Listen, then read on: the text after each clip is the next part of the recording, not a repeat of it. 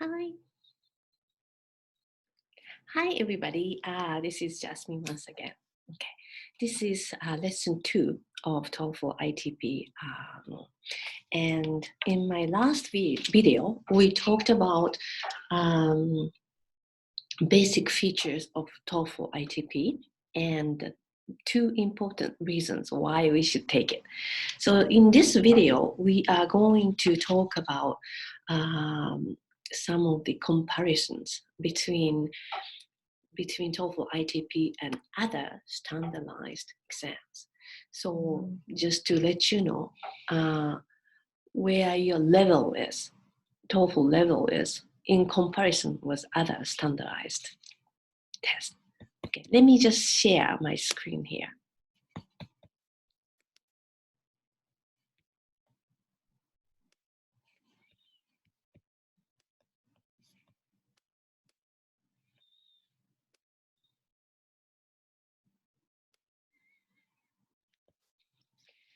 Okay, so today's topic is my score good enough? TOEFL score conversion.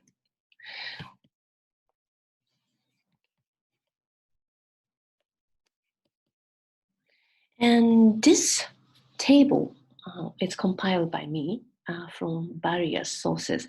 So let me take a look at here. We talked about TOEFL 500. This is about here. And this level is required by our university to exit the EAE program. And basically, we're talking about CEFR B2. And CEFR is used by European countries. It stands for Common European Framework of Reference. And this is a standard major, English foreign language major used by European institutions. So we are talking about somewhere between B2 and B1. And let's take a look, B1. B1 is somewhere in lower to intermediate level. And B2 is upper intermediate level. So in ICLA, level 1, which is somewhere below 460, is equivalent of CEFR B1 level.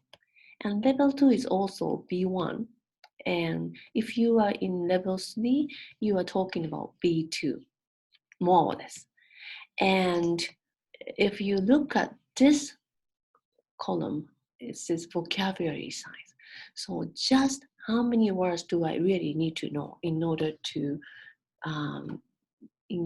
score TOEFL of 460? Oh, okay, you need to have a minimum of 3,000 vocabulary. This is, I'm going to explain Oxford word list, but Oxford word list 3,000 is the very basic vocabulary list. And for level 1, level 2, you must know, this is must, Oxford 3,000. But, this isn't quite enough. So if you're approaching towards this level, you need to know at least Oxford 700 words of Oxford 5,000 word list. Okay, so I am going to explain these later on. So let's move on to university admissions. So in order to apply for overseas university, in my last video, I showed partner universities' minimum requirements. And for undergraduate admission, you need to have somewhere between, somewhere above 500. And if you're applying for graduate school, you need to have more. Okay.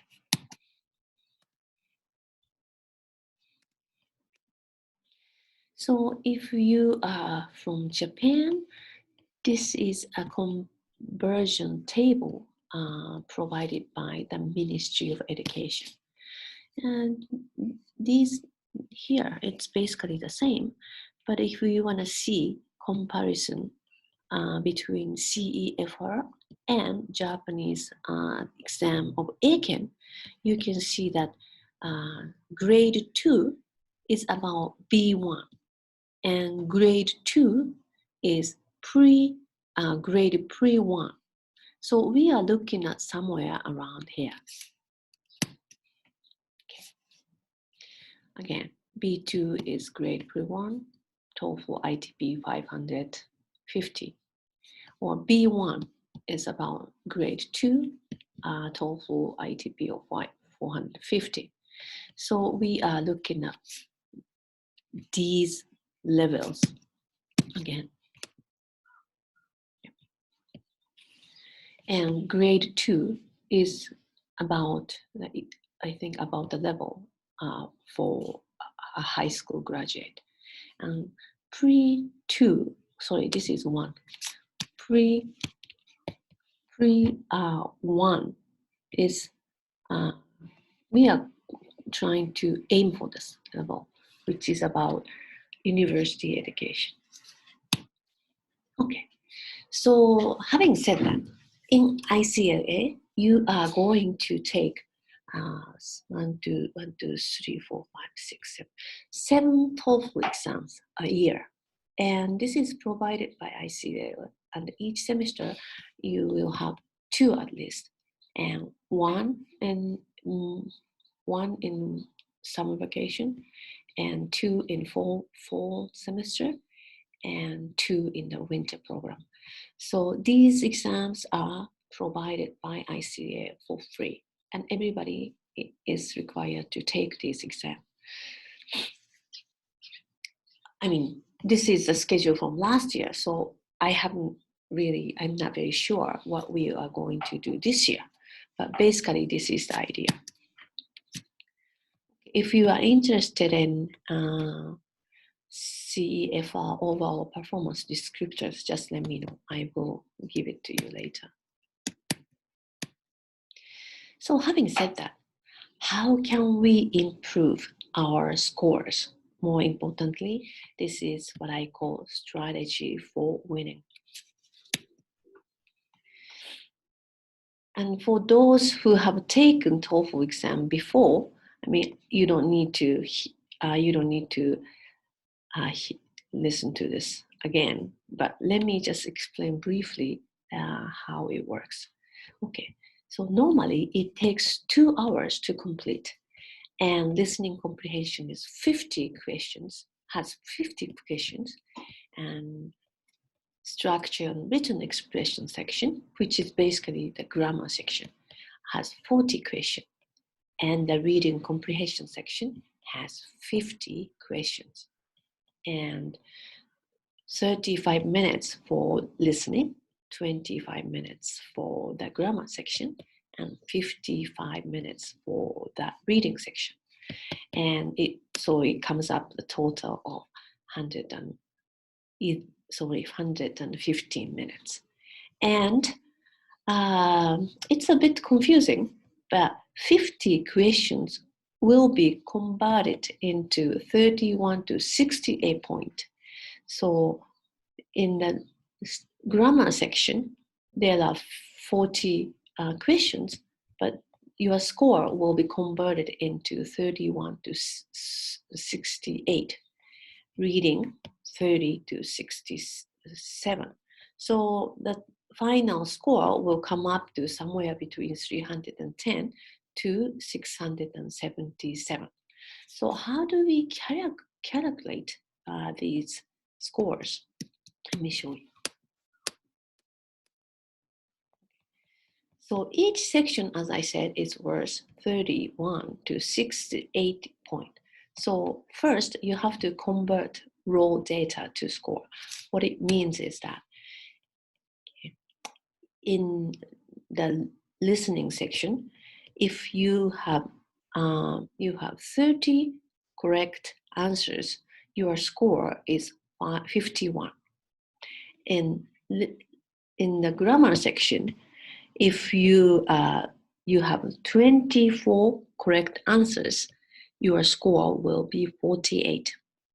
And as in the reading section, If you are okay, you have your correct you have answered 23 questions correctly, your score will be 443. And let me just go back. So add up these points and then multiply by 100 and divide it by 3. What it means is that, okay, so just by average, if you have 28 correct answers in the listening section, your point will be 49 points, right? So this is about the level of 490 TOEFL. I mean, again, some people do well on this listening section, and some people are not very good in reading section. But whatever your strengths or weaknesses, if you look at this table, you can kind of know, okay, in listening section, my level is about 520, but in the grammar section, my level is about 490. Okay, so if you want to have this table, I will give it to you. So again, as I said, this is not an official estimate offered by the TOEFL organizer, but a rough estimate, calculated by a conversion table offered by one of those textbooks. So it cannot be 100% accurate, but I'm just going to give you a rough idea of how well you have to be. In order to score TOEFL 500, you need to have 29 correct answers in the listening section out of 50. So which is about 48%.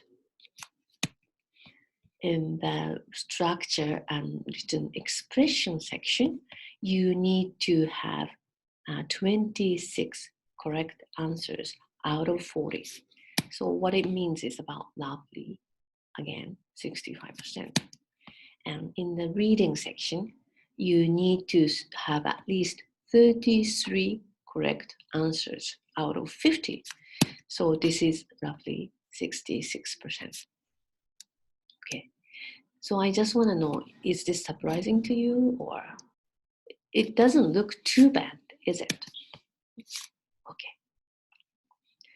So having said that, how can I improve my score? In order to improve your score, first, you need to have a clear set of goals, okay? Your long-term goal maybe is that you want to become an interpreter. And in order to become an interpreter, you have to graduate school, university. So long-term, mid-term, and then what I want you to write is, I want to score TOEFL ITP of 480 in our next examination. And having done so, you have to assess your current performance. Okay, if you have scored maybe 460, let's say, in the last TOEFL exam, and then your goal is maybe 500, then the gap is quite big, right? So you have to know how much you have to work by assessing where you are right now. And once you compare your goals and your current performance, you will be able to see how much you have to work. Okay, let me just stop here.